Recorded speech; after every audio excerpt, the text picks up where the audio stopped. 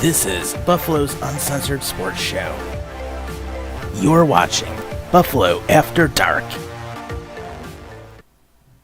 Welcome to Buffalo After Dark, everybody. It is Friday night, June 28th, which means it is live coverage of the NHL Draft. 2024 edition. Yes, so of course, we're going to be here for a while tonight. We're here for the next 3 hours. And if you want to give us a shout, feel free. 929-205-6099 will get you on air. You'll get to talk with us. We'll give you some different thoughts of what we're seeing. And, we're happy to talk with you tonight. And, of course, we are streaming live on YouTube right now as well. So, absolutely, feel free. Hang out with us for a bit. Absolutely. And, this is the one event we usually do every year, but right before we close off the season. And this is like our final, like our second to last, like big thing we do. Obviously, we do the NHL draft and then free agency, which is coming up on Monday. So that's going to be exciting. And a lot of stuff's going to be coming out as of late. If not already, there's been a lot of stuff that have been coming out throughout the last week since I last saw you. And we're definitely going to go over it real quick. And then obviously, we're going to analyze the draft like we did with the NHL draft. The NFL draft, but it's looking likely it's just going to be the two of us tonight.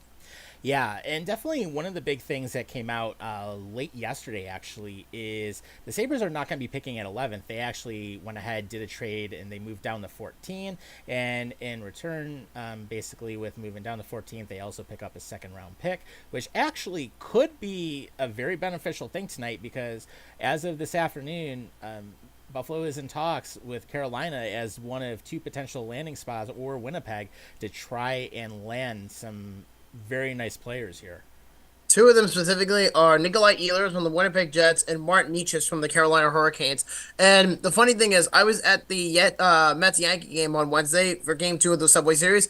I read that the Devils were the front runners for Necas, and then yesterday, the day before the draft, it turned out to be Buffalo is in the driver's seat for Necas, but we fully don't know yet exactly like what the beneficiary is going to be. But the Sabres have enough pieces to kind of adjust themselves to make a trade, and I'm pretty anxious and fairly excited to see what they do. I mean, to be completely honest, I don't even think they're going to even be drafting at 14 tonight. I just don't feel like it's happening. I think they're going to trade the pick. Well, a lot of times what will happen, especially when you get past the 10th pick, usually in most cases, when you're picking anywhere between 10 and 20 or 10 and 25, you're getting a very comparable player either way. So it's not like it's going to be a big loss if we were to drop down. Now, likewise, there is always that potential we could move up, but then, of course, you're looking at giving up some assets and potential either prospects or players that would be there. So it really could go either way. Now, another thing that's also going to be interesting is to see what happens with Jeff Skinner, because there has been talk about buying him out. And so far, there have not been any trades, at least that I have seen at this point. I have seen that for a little bit. I didn't fully look into this too much because I've been so busy. And you know me, I work at manual labor. So within the last couple of weeks, I haven't really been paying attention to all of the stuff that's been coming out. But I have seen the information about Jeff Skinner. And if the Sabres were to buy out the last 3 years of his contract, which the Sabres are expected to do so, and that's according to Chad Dynamicus.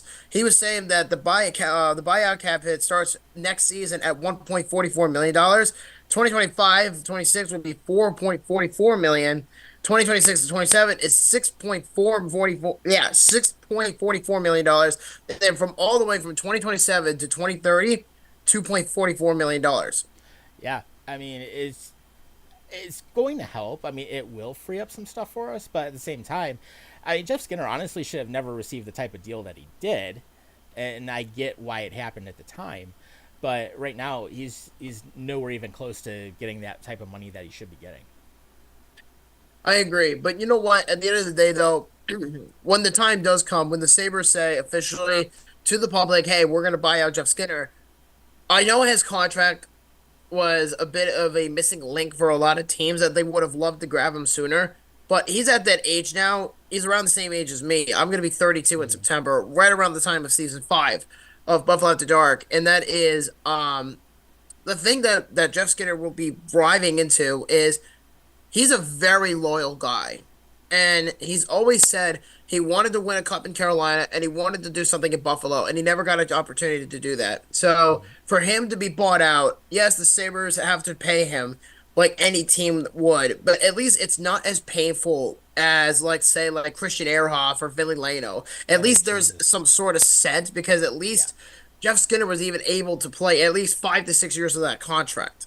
True, and it's not like it's going to be a massive long-term buyout either. I mean, look at Ville Lano, where we were stuck with him for more, like almost 8 years worth of buying out. So, I mean, at least it's not as bad of a situation. But one of the other things I wanted to cover as well, and I think you might have seen this, is that Steven Stamkos is likely done in Tampa at this point, and part of it is Julian Brisebois, the GM, is not sure if they're going to be able to reach any type of an agreement.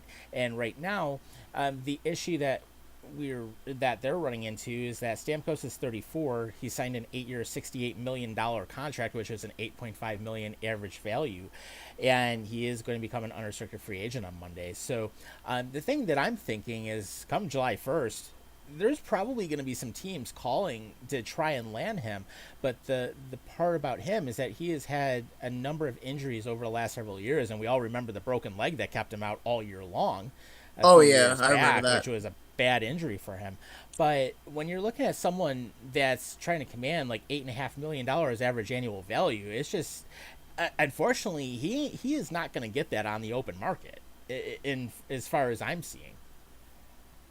The big thing is though is that he's demanding around $8 to $9 million, like he was like 15 years ago. Like I mean, when he first signed that first contract, I think it was 2016. I talked about it briefly. Mm-hmm. He was still in his prime at the time when he signed that contract, Right. and he knew that there was something special brewing in Tampa at the time, and he was patient. And next thing you know, they won 2 Stanley Cups. So, I mean, I think regardless how people look at it, I don't know if it's going to be just because it's a money issue or if Steven Stamkos wants to leave and play Mm-hmm. someplace else. We really don't know. But I think in terms of that standpoint for Tampa, I think it's a big loss. But I think when it's all said and done, he'll be a first ballot Hall of Famer when it's all said and Mm-hmm. done. And his number 91 jersey will be retired in the rafters. But if I had to pick who I think they're going to be picking as the next captain, it's probably going to be Victor Hedman because there's been things that were Yeah. discussed that, if Stamkos leaves, then all focus shifts to, Hedman being the captain. Yeah, I mean, I heard the similar thing, and I would not be surprised. I mean, Hedman's been there a long time. He knows the system. He knows what's going on over there, and no surprise. And then, real quick before they go ahead and get the first pick started, which pretty much everyone knows who San Jose is going to take at this point. Two top tier free agent goalies are going to be hitting the market: Samsonov and Talbot. And of course Ryan Suter got bought out by the Stars, so that's one quick piece I wanted to throw in there. And then how about the Florida Panthers escaping an epic collapse this past Monday night? Woo! Oh man, Florida.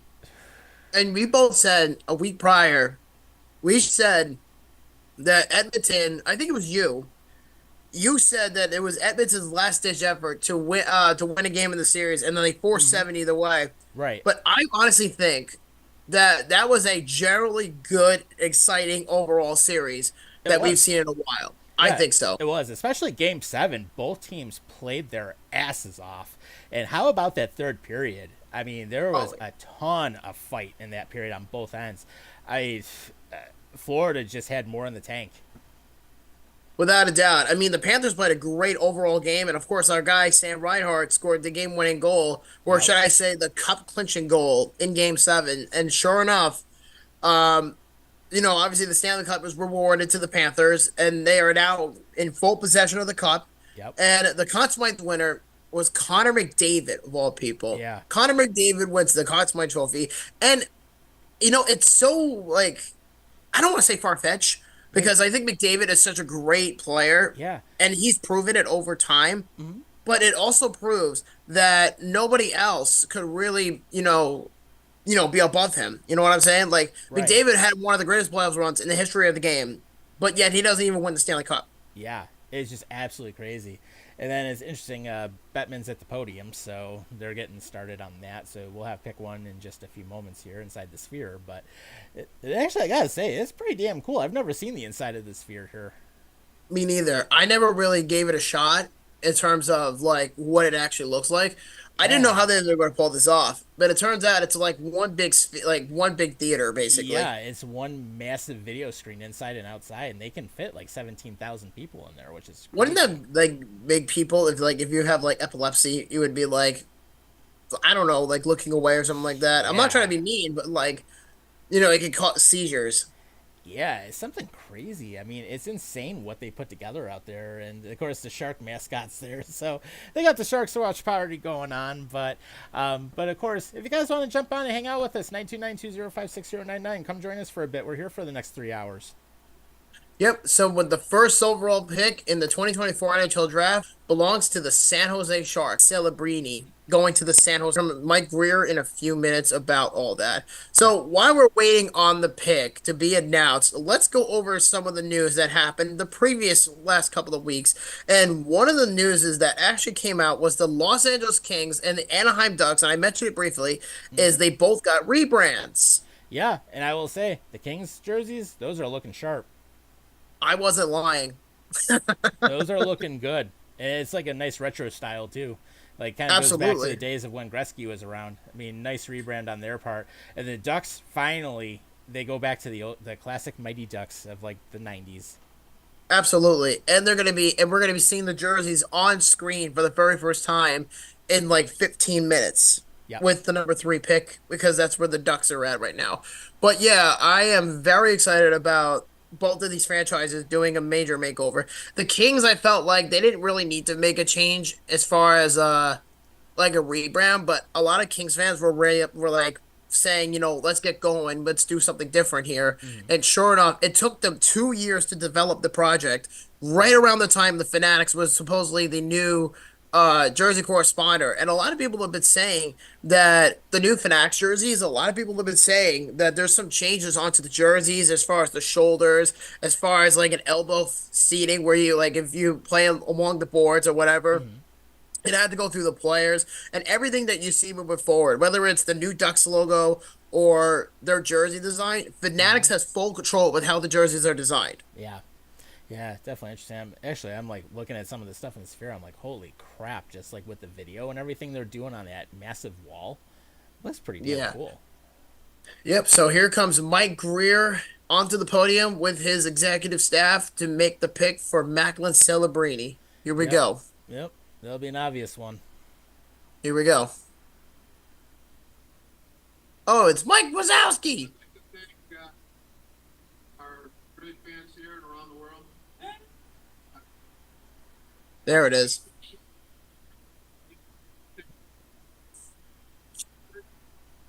I'd also like to congratulate Glenn Sather on her terrific career in hockey. Batman's clapping. Yeah, of course.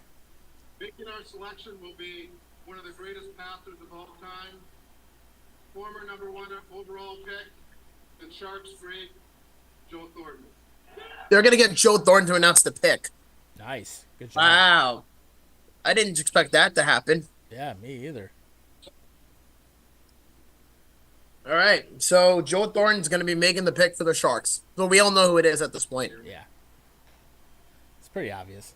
First overall selection. Here we go. In the 2024 NHL Draft, the San Jose Sharks select Very proud to select from Boston University. Macklin Celebrini. Yep, the There it obvious is. number one. It was clear cut. Yep. Center out of Boston University in the NCAA. Yep, it's big. So It's good a big overall pick boost. for the Sharks. Yeah, big boost for them. They needed it, and on top of it, they can develop on with him. So that's a big plus, especially now since they're in that rebuilding stage. Great piece to add right to the puzzle. Absolutely. And then yesterday making that trade with the Buffalo Sabres to move up 3 spots in the draft. Mm-hmm.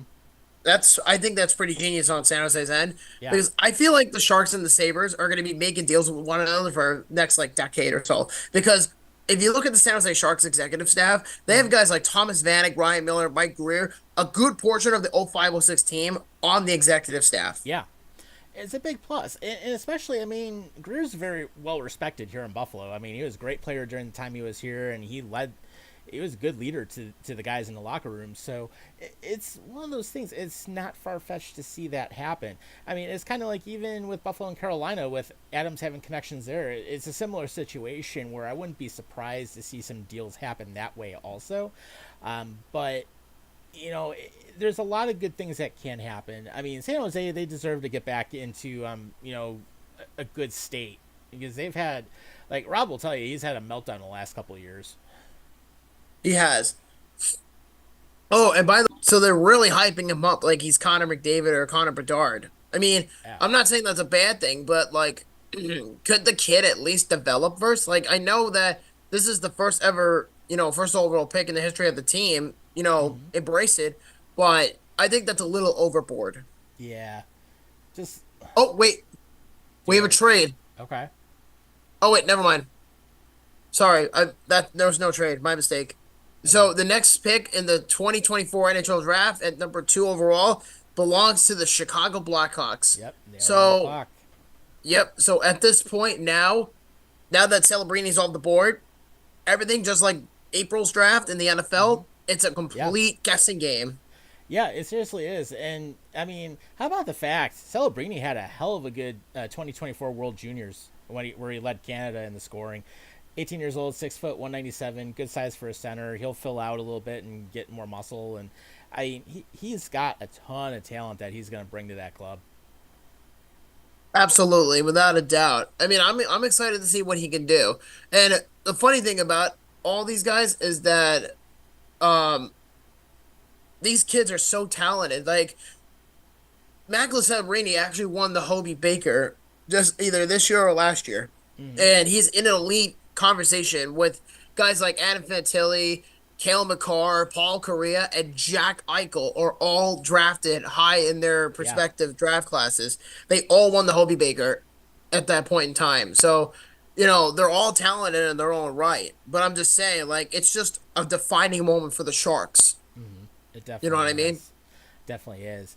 And one of the things I wanted to throw in there, just as a little bit of hockey news as well, is that there was a little bit of a trade by the Blues to the Blue Jackets, and I'm not sure if you ended up seeing this, but Alexander Texier ended up getting traded from the Blue Jackets on Friday, earlier today, for a fourth-round pick in the draft. So basically, Columbus is going to have a little more draft capital to work with. So basically, 24-year-old center, 30 points, where he had 12 goals, 18 assists in 78 games this season, and 79 points across 201 games, all with Columbus. So basically, this season was his best season because in his entire career, he only had 34 goals and 45 assists total. So, I mean, it's one of those. Yeah, I could totally see why they wanted to make room, but basically, he signed a 2-year, $4.2 million contract with a 2.1 annual average value with the Blues. So, gives him a good depth signing. Yeah, I mean, it's a good move overall for St. Louis. They needed it. But I don't know if you saw this either, but the St. Louis Blues are bringing in Claude Julien as an assistant coach for next season. Can't go wrong there. No, you can't. And the funny thing is like, remember that time frame when the Sabres fired Dan Bilesma Yep. and how in that conversation there was a quote unquote mystery team trying to get Claude Julien? Yeah. It turned out And to be the Sabres. oh wow.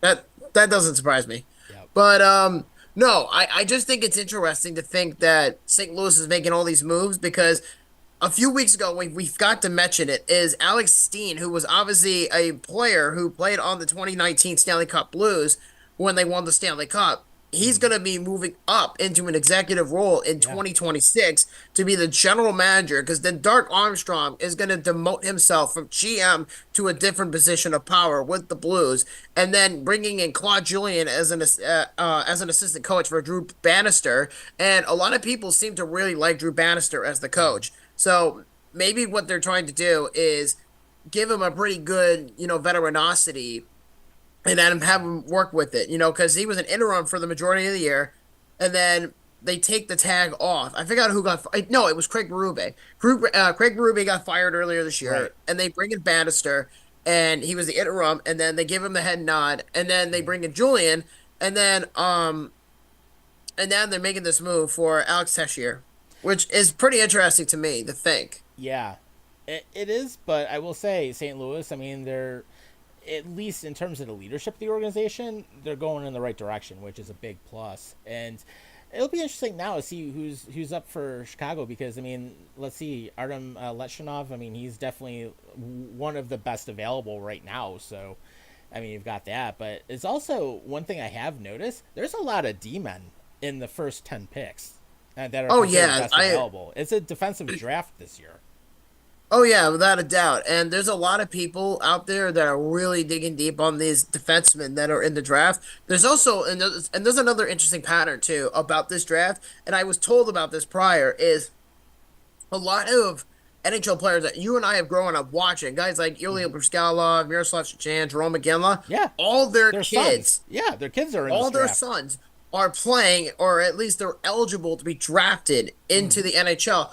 I was the most surprised by Ilya Bryzgalov because I didn't even know he had a kid. That's number one. Yeah, And I had no idea. And then now, all of a sudden, it's like, oh, guys, just a heads up, he's going into the draft. And then Brady Kachuk's second cousin and Matthew Kachuk's second cousin are all are going into the draft this year. I mean, there is a lot of like family connections that are in this draft, and that's very interesting to me. yeah, and just even looking, besides it being very heavy on on defensive players, especially in the first 20 picks.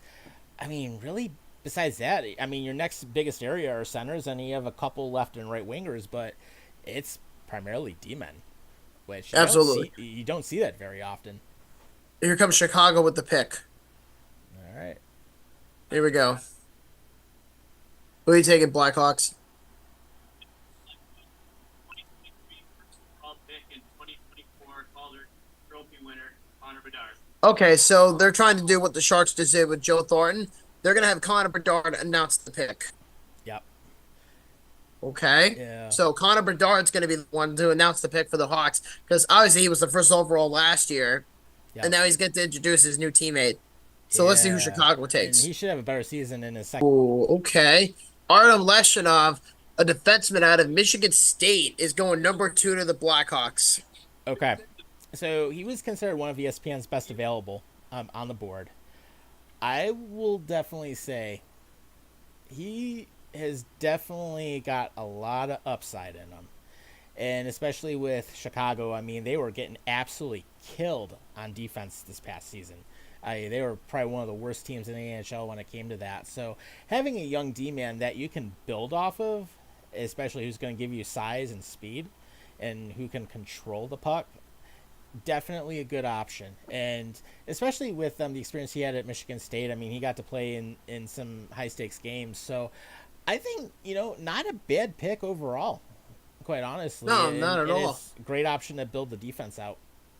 Yeah, he's 6'2", 205 pounds, and he had 9 goals and 26 assists in 38 games with Michigan State this past season, and he was second on the Michigan State in assisted points. So that's pretty fucking good for a defenseman at his age. Yeah, and gold medalist with Belarus in the World Juniors. So, I mean, in Group A, which is really damn good when that happens. Third youngest player in all of NCAA hockey this season, and he's already now in the pros. So, I mean, he's definitely a special kid when it comes to that. He was also the Big Ten Defensive Player of the Year. Yeah, I mean, he's got a lot of great stuff. So, I mean, he's going to really help build a good foundation for Chicago and, I mean, help get them back to being respectable with their defense.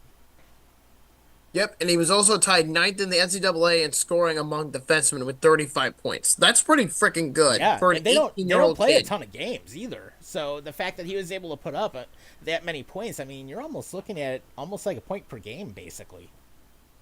Yep. Next up at number 3 is the Anaheim Mighty Ducks. Yes, they are on the clock. Yeah, I'm just looking at some of the highlights, how he's just controlling the tempo in front of the crease. And, I mean, there's a lot to like with him. Oh, yeah. I mean, there's a lot of moving parts about the draft thus far. So you have a forward and a defenseman going in the top 2. But there's been a lot of buzz about the Ducks lately. Obviously, they got a brand new set of uniforms, which we've talked about. But I can't fathom with the idea that they have completely rebranded the team into what it is now, which is the infamous Mighty Ducks logo, and they completely redesigned the logo, which I absolutely love. Yeah, great to see him go back to the old stuff, and just even seeing it on the screen now. I mean, that's badass what they did with like the orange and everything. That looks good. Oh yeah, definitely. And my only question is, will they change the name of the team on Sunday? Because there's a thing going on called Duck Fest, which is usually like a fan fest for Mm-hmm. every team, but it's specifically for the Ducks. And what they said was is that they had quote had something mighty in store. So are you saying you're changing the name back to the Mighty They Ducks? could. Because they seem pretty affinitive on the whole Anaheim Ducks name. So Yeah. I'm not sure. It's almost hard to not call them the Mighty Ducks. Right, especially, I mean, we all know the movie that came out in the early 90s. You had the Mighty Ducks, you had D2, and then, of course, the Mighty Ducks, the actual NHL team, were born out of that movie. Yep, and And then basically and from there, just looking at it now, I mean, on that big screen in the Sphere, they're still called the Anaheim Ducks, but I wouldn't be surprised if they actually got the okay from Disney to use the Mighty Ducks name again, because they did have the I'm sure they trademark. will. Yeah. And also keep in mind there was also a new Mighty Ducks TV show that got, produced on Disney Plus a couple of years ago. Mm-hmm. And a lot of people have said they really like that idea. So that's probably what inspired, the Samuelis to bring back the Ducks name. But we'll see what happens. Yep. But in the process, while we're waiting for pick number three, let's go over some trades because there's been some trades that we haven't discussed yet that were on the line. So we got a lot to go over. So the first one that took place, which was on June 21st, so this happened about a week ago, was between the New Jersey Devils and the Minnesota Wild. And Rob was pretty upset about this one. Yeah. So it has been said that the New Jersey Devils acquired forward Adam Beckman from the Minnesota Wild in exchange for Graham Clark. So this is an AHL move, but he was Yeah. pretty upset about it. Yeah, which I can see why. I mean, you're giving up a good prospect, basically. Yeah, that's for certain. And then the other trade that happened on the day of the Stanley Cup Finals for Game 7, an hour before, maybe 20 minutes before the game started, everyone's getting all excited and they're like, hey, let's just talk about, the game and whatever. And all of a sudden, here comes the Ottawa Senators coming in to ruin everything. So if you haven't seen it, and I'm sure you have, is former Sabres goalie Linus Olmark is finally out of Beantown. Yep. And And he he got has been paid. traded. Yep, and he's going to Mm-hmm. get paid soon. He has been traded to the Ottawa Senators. In return, the Bruins are getting goaltender Jonas Corposalo, a 2025, I'm sorry, a 2024 first round pick, which is pick number 25, That's and huge. forward Mark Kadalik. That's a huge pick for Boston. Definitely a big pick for Boston. So, Yep, and the Senators are also retaining 25% of the salary. holy Jesus. Yeah, that's a pretty hefty contract. Yeah, it Here comes is. the here comes the Ducks with their next pick. Yep. This character, Let's see what the Ducks do here at number 3. it's an integral part of our scouting staff, amateur scouting staff. One of the finest men I've met. Great miss. Making our selection, Here we go. former great and Anaheim Ducks captain Scott Niedermeyer. Scott Niedermayer is going to announce the pick for the Ducks. Okay. Is every NHL team bringing in guys that are legends? Sounds like it so far. Yep. Seneca. All right. So the Ducks are bringing in Beckett Seneca, right winger out of Oshawa. Okay. Interesting. Interesting pick. Yeah. The funny thing about the Ducks is there was another guy that they were talking. I think they were talking about taking Buiam early, and then it's like, oh, I wouldn't be Saw surprised that. if the Ducks, took him or whatever. But that was the speculation. But that's what happens when you rely your sources on speculation. Is Right. um things like this happen. So he's 6'3", 182 pounds, and he's from Toronto, Ontario. So he's got to put on some weight, but he's pretty, big for his size as a forward. Mm-hmm. So I'm kind of shocked that the Ducks didn't even go with William here. They went with Sinaki. Yeah, and I mean he'll fill out. He'll get some muscle on him. Definitely, I could see him spending a little bit of time in the AHL first, potentially before making a big jump, obviously. But at the same time, decent size on him. He has a pretty good skill set to, do fairly well in the league. So it'll, Yeah. we'll see what happens there. But he was second on the team this past year in 2024 with 10 goals. He did one of the things that did happen is he did miss the OHL finals being hurt, but he did finish fourth overall in the on ice testing at the CHL Tops Prospects game. So that's interesting to see that when you're in the top five, honestly, it's a pretty good indicator that yeah, you can definitely put the work in, but yeah, he's got to bulk up a bit for to be that prototypical right winger at this point. Yeah. So the next team on the clock at number 4 overall is the Columbus Blue Jackets. And this is an interesting pick because Columbus has been rumored to be talking to the Philadelphia Flyers about trading this pick to Philly, but the Blue Jackets are asking for too much. And it might be Yeah. scaring the Flyers away, but we really don't know yet. But hell, if it takes forever to a point where they find a dance partner and they say, all Mm-hmm. right, we're going to make the trade and swap the pick out. That's very possible for Columbus Yeah. because they're under a new regime. And by the way, we should mention that the Blue Jackets, since they fired Pascal Vincent last week, we Mm-hmm. thought that, firing him with a week before the draft, we thought, oh, it would be impossible for them to fire a new head coach. It turns out they completely, They already did. yeah. So they ended up hiring Todd McClellan to be the new head coach of the Columbus Blue Jackets. First fucking smart thing they've done in a while. And that's not all. There's also been rumors that the Jackets are also bringing in, obviously Don Waddell's the GM. We talked about this already. Yep. But they brought in Jay Woodcroft, the former head coach of the Edmonton Oilers, to be on McClellan's staff. Again, good move. I mean, I have heard a lot of things about Columbus this whole offseason saying that they're going to try to be the most aggressive team in the offseason next to the Capitals. So we'll Yeah. see what happens. Not Columbus. Washington, I think, is just trying to fill a void because they know that they don't have much time left with Alex Ovechkin because the dude's going to retire soon. As soon as I think he reaches the all-time record for Yeah, Wayne Gretzky. he only has maybe a couple of seasons left. He's almost been in the league 20 years already, which is really tough to see that. Right. And Yeah. it's not to say that it's far fetched, but it's more just like the idea that things are coming around for them. You know what I mean? Yep. Yep. And then of course our hockey guy Andy is in there in our chat on the Buffalo After Dark chat, and he said his thought Anaheim had a major reach on that pick. And it's possible, but you never know with these kids. I mean, it's not like the NFL where everyone knows who they are.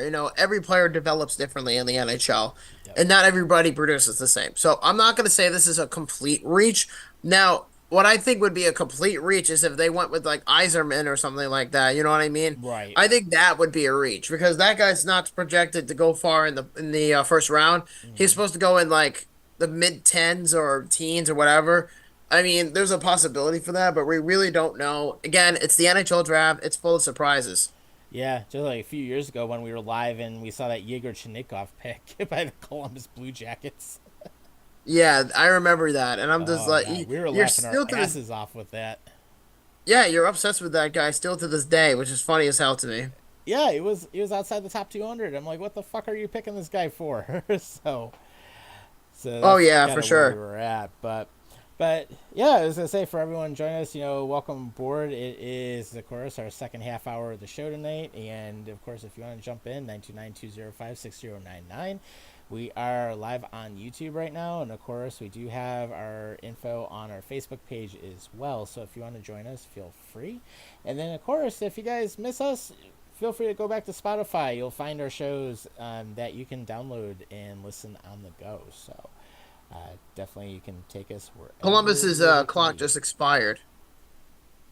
All right. If So their time expired, this probably means they're working on a trade. very well could be. Yeah, I mean, up. Never mind. They are not making the trade. Don Waddell is walking up. As you know, he is the new GM. So Yep. I'm curious what Columbus does here. But I mean, I wouldn't be surprised if they took Kate Lindstrom. I really wouldn't be from the Medicine Hat Tigers. I really wouldn't be surprised if they took him. And him and Adam Fantilini would be a Yeah. dynamic duo in the future. Yeah, it could Wouldn't be. surprise me. Yeah, as I say, Andy, if you want to jump on, feel free to call in or join us on the Zoom. Here we go. First Columbus Blue Jackets player that's had his number retired, first round pick in the 2002 entry level draft, Mr. Rick Nash. So Rick Nash is announcing the pick for the Yeah, Columbus Blue I was thinking it Jackets. was going to be that once they mentioned the only guy who ever had his number retired. Here we go. With the fourth overall select. selection, the Columbus Blue Jackets are Select. proud to select from the Medicine Hat Tigers, Caden Lindstrom. I called it. Okay. I called it. Caden Lindstrom to the Columbus Blue Jackets. That's going to be a nice duo. Yep. It's funny. I just called it a few minutes ago. So, again, I was referring earlier that there was trade talks between the Jackets and the Flyers. The Jackets asked for too much, and they backed out of it. And then there's a reason, because they wanted to get Kate Lindstrom. So, him Good and move. Adam Finatelli are going to be at Beast together. Yeah. They're going to be a 1-2 punch in the future. So, he's 18 years old. He's 6'3", 213 pounds. My God, this guy's huge. I think most of these kids are huge. Yeah. So, I Oh, mean, Columbus, Jesus. they Yeah, must have just done looking at something him right. now, I'm like, holy shit. He's a big dude.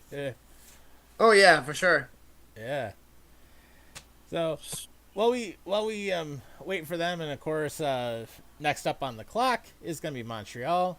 Just want to give a shameless plug to my buddy Chuck over at iBarbecue for You in Amherst. Had a really good dinner from them yesterday. If you want to give them a shout, they're open during the week, Wednesday through Saturday, 11 till 7, or until they sell out. Best brisket and ribs you will find anywhere in the area, and of course, really good guy too. He'll let you try stuff. But I told him, hey, I give them plugs, so if you want to order ahead, and they always recommend order ahead, give them a shout. 716-880-7667, and they're located at 1588 Yeah. Eggert Road in Amherst. Yeah, I think he's the highest ranked, black Canadian player, or just, highest ranked black player since, like, Quentin Byfield. Is I remember when Seth Jones got drafted by Nashville, everybody Right. made a big fuss about him, but we really weren't sure about him at the time. Yeah. I mean, Seth Jones is a pretty good defenseman, but he's nowhere near to what he was, hyped to be. He's still serviceable, which is ironic because Right. the Blackhawks are trying to trade Seth Jones, but there's no buyers. Yeah, I mean, how about PK Subban when he was first in the league? Yeah, but he was more of a second round pick. I'm talking like first round pick. I mean, Quentin Byfield, was the highest one of all time, I think. The highest black player ever in NHL history. But for, Caden Lindstrom to be where he is today, I mean, good for him. I think he's going to be a stud if he develops it properly. Right. So we'll see where it goes. So the next team, as Tom said earlier, is the Montreal Canadiens at number 5. So again, this is another team that's being aggressive in the offseason. Well, They they already have made to one be. trade earlier.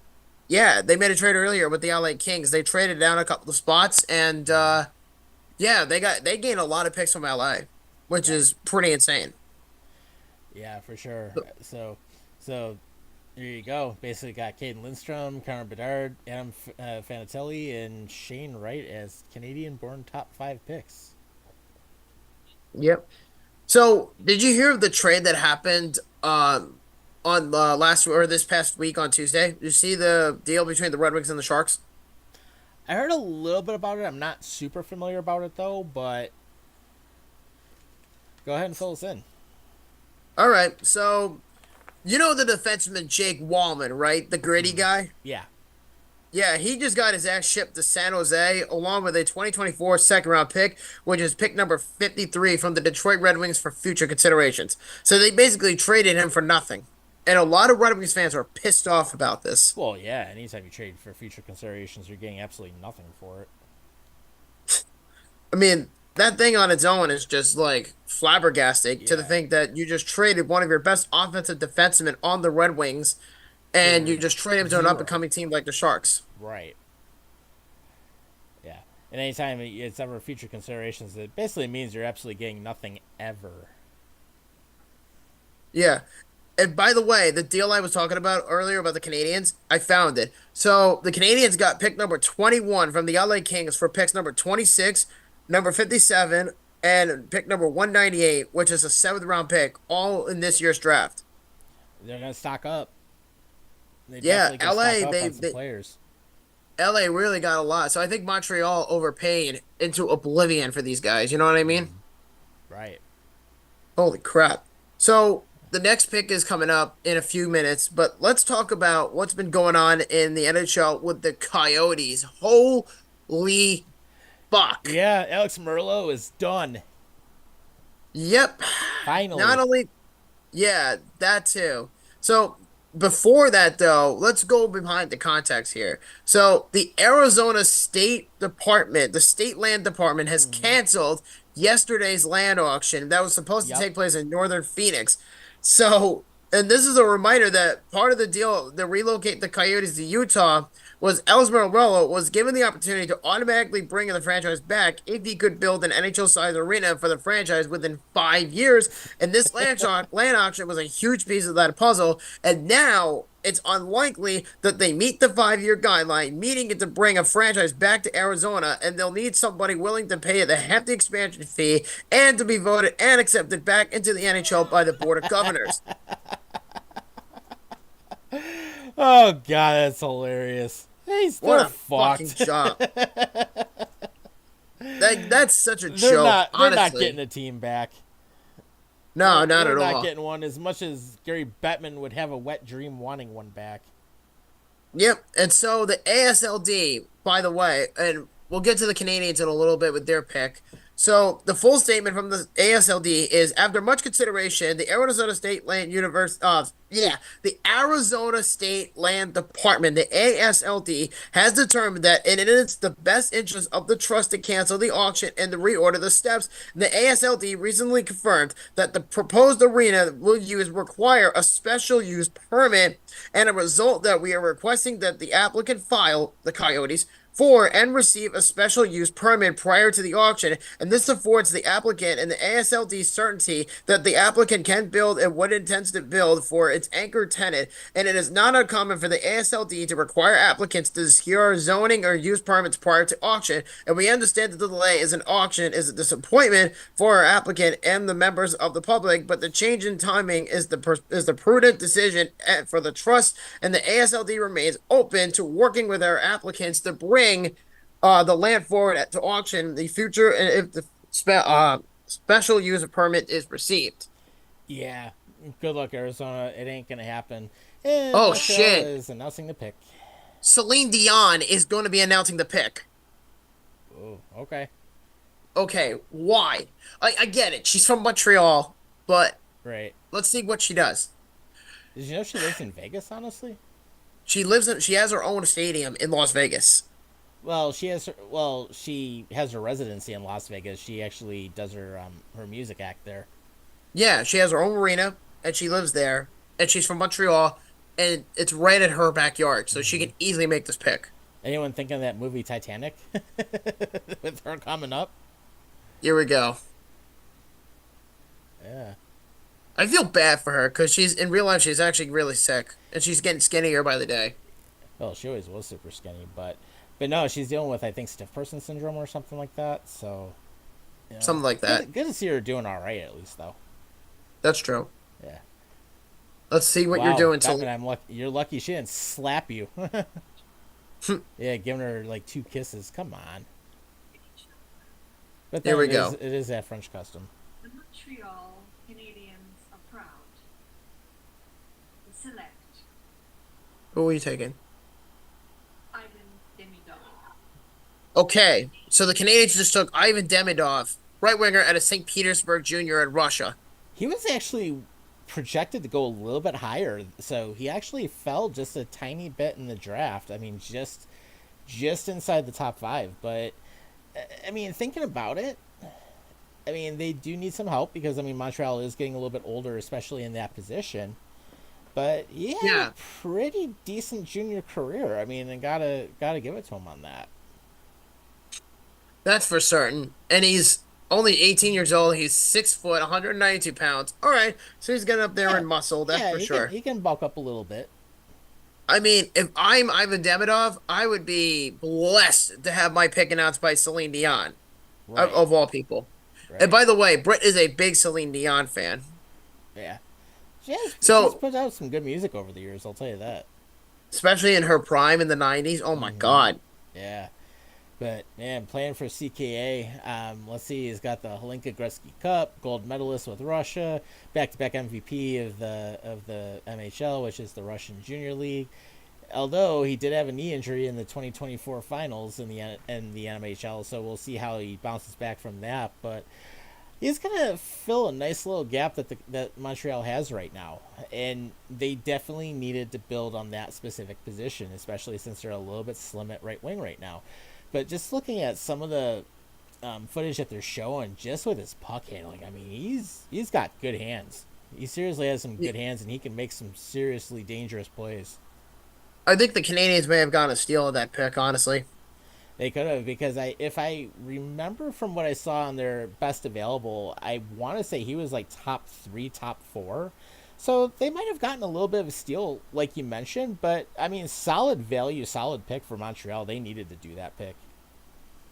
Without a doubt. So the next pick on the clock at number 6 is the Utah Hockey Club, a.k.a. the Arizona Coyotes, who are no longer with us. Yeah.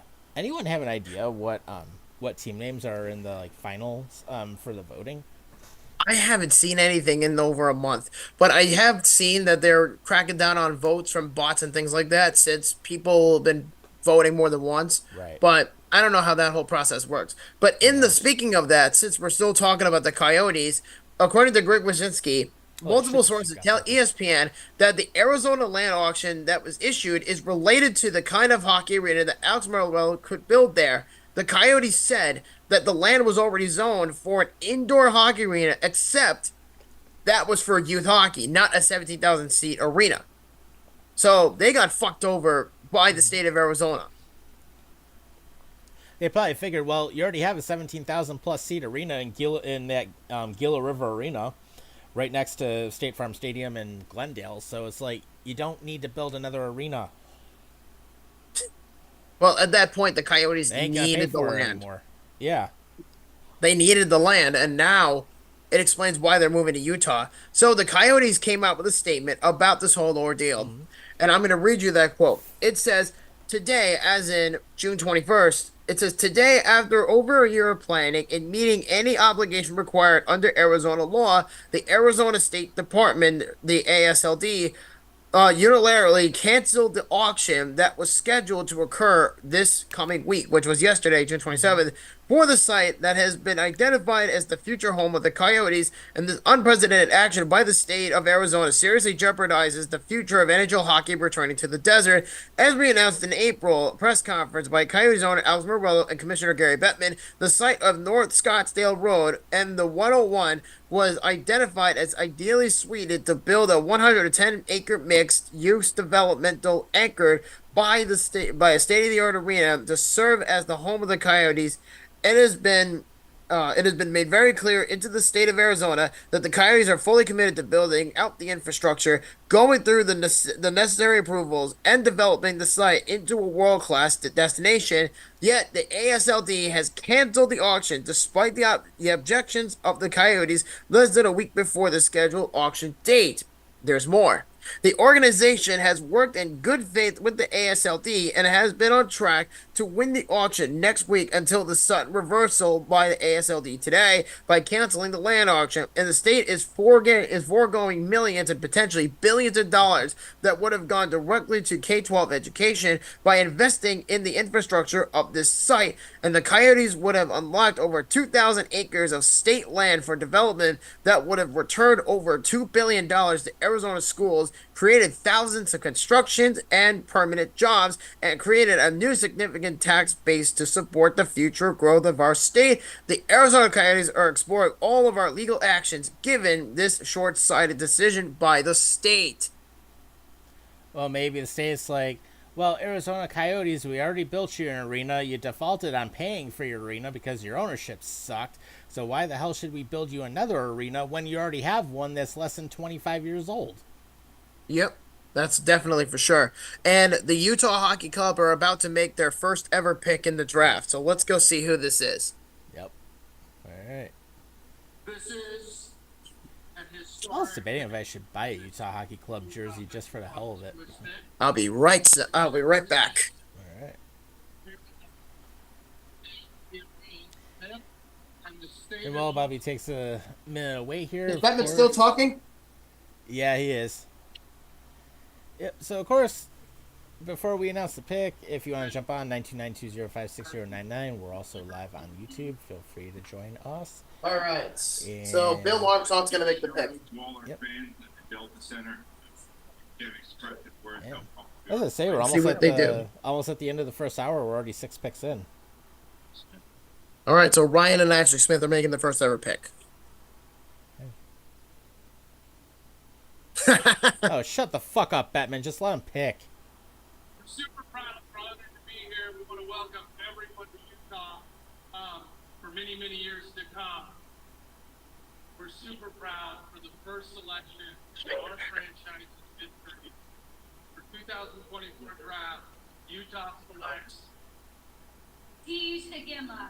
Peja Ginla. Oh my God. Damn. That's Jerome McGinley's kid. Ooh, that's gonna be very interesting to watch. Center Etta Colonna. Oh my God. I bet you Calgary Flames fans are pissed. Oh, I can almost guarantee that. You know what's Jerome ironic, McGinley B? was like a freaking institution up there. Wow. Holy crap, That's man. a bold pick by Utah. I like it. Hey, you gotta be bold sometimes. I mean, they Yeah. want to make noise, right? Yeah, that's one hell of a way to do it. Your first ever pick in franchise history, you're getting a damn good center. But you know what, though? We're going to see the new Utah jerseys for the first time. Oh, my Yeah. God. Okay. So it's just a black jersey. It's not like anything like what they said it was going to be on the leaked images. Yeah. It just says Utah on it. Okay. Yeah. Still, I mean, you're the first ever player in franchise history, basically, to get drafted. Yeah. That's insane. Yeah. And the funny thing about all this is, like, and no, I'm not talking shit about Calgary because I like the Right. team as a whole. I feel so shitty about that situation for them because if you think about what's going on with them, Yeah. the whole purpose of the Flames was to get Tasia Gendla at number 9. That was their game plan. And Yep. since Utah just made their first big splash of the pick, let's put it this way: they're talking Ooh, about he trading just the 9th burned a overall pick already. defender. Yeah, I'm looking at some of the footage. It just shows them like totally burning a defender there. Yep. And just Coming in at number 7 is the Ottawa Senators, Seriously. the 7th overall pick. Yeah, top 6 in the WHL. He had 47 goals, 8 goals in the playoffs, first round. My God, yeah. He's gonna So- be something good. Oh yeah, if he develops right with Utah and with their Yeah. system, definitely. So we'll see what happens with Tasia Gendla. I think he's going to be a stud, but we'll see what Yeah. happens. Yeah, his mean, a lot dad of was Flames- for a lot of years. A lot of Flames fans are pissed off. Mm-hmm. I mean, that's kind of the way I look at it, but we'll see. So let's talk about the Coyotes for a little bit. So there's been a lot of chatter as of late about this whole Arizona State thing that was happening, right? Right. So the funny thing about all that is the reason why Alex Maruello is quitting on the team because Bettman said, "Here, we're going to give you 5 years to bring the team back to Arizona." And chances are their chances of coming back are very slim because of all these actions. So my question then becomes, did the ASLD actually just said to the Coyotes, do you actually have a permit that you need to, participate in the auction? Or do you think they were just doing that intentionally just to screw them over? Probably to screw him over because they were sick and tired of their shit. That's probably what it is. I mean, I would That's my imagine. guess. So, yeah, so Alex Maruello is, in fact, walking away from the Coyotes, as Tom was mentioning earlier. And, yeah, he's walking away from his exclusive ownership of the inactive team and no longer has no future plans to pursue a new arena, according to Craig Morgan. Jesus Christ. Good, Oh, because my Morello was a God. fucking idiot in the first place. He should have never even owned that team. Yeah, that's number 1. And number 2, he's a cheap ass. Yeah. Which, yeah, he definitely hurt them big time. I mean, basically, Morello's the one that forced the move to Utah. So, had he managed I things mean- better, we might still be seeing them in the desert. And they might have actually never had to play in that mullet arena. Yep. So, because he now waived his ownership of the Coyotes, this leaves the door wide open for expansion with the NHL. You know what I mean? With Houston or Quebec City, there's a very strong possibility of this coming into play. Yeah, and honestly, I would. I mean, you've heard me say it on the show plenty of times over the last 4 seasons. I would love to see Quebec City get a team again. I would absolutely love it. Bring back the Battle of Quebec. The Nordiques and the Habs hate each other. They always hated each other. There is that massacre game that we all know about. The Sabres and the Nordiques hated each other, and that's where Rob Ray went into the stands and beat the shit out of a fan once.